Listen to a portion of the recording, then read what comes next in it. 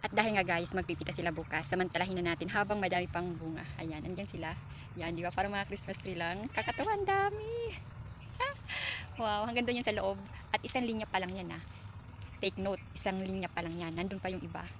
Nasa pangatlong linya tayo. At nasa bungad pa lang tayo. Tingnan nyo. Nandiyan pa lang tayo sa bungad. Kapag pumasok naman tayo, ito yung nakikita nyo. Ayan, ang dami. Bukas, magpipitas na sila. So, mababawasan na to. Ang matitira na lang ay pang after 3 days na naman na pitas nila. Ayan, nakita nyo ba yan? Parang Christmas tree. Kakatuwa. Ayan Wow.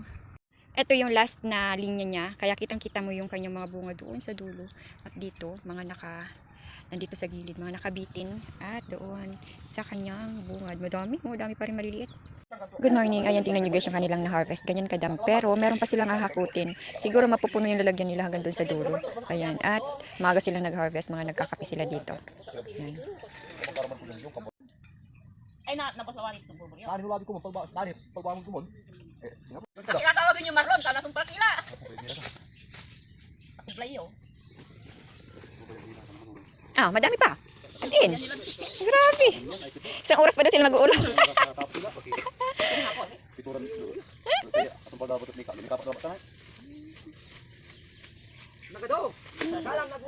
Abuti kayo ng alas 10 mag-repack. Tingnan nyo guys yung kanilang pangbuhat. Ayan. Palabas na sila dun sa upuhan. Nagreklamo si Arjan. Mabigat.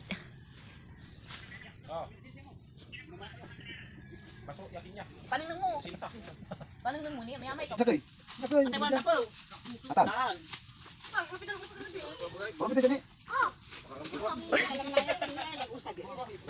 Kapoy na si Arjan. Kapoy na si Arjan.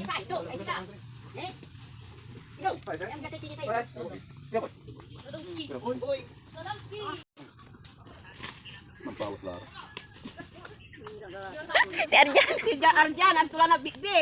Ang bigat naman kasi. Ang bigat naman talaga niyan. Yun. Balik sila manan Arjan sa sarap-sarap to. Agkala mo makasabi Arjan. Niya, ganina no tayo yung ganan mo yan. Hindi gay. Kami yung tutulog jay. Matitan niyo na to. Pero magdasig. Sa gilo. Amo niyo balat.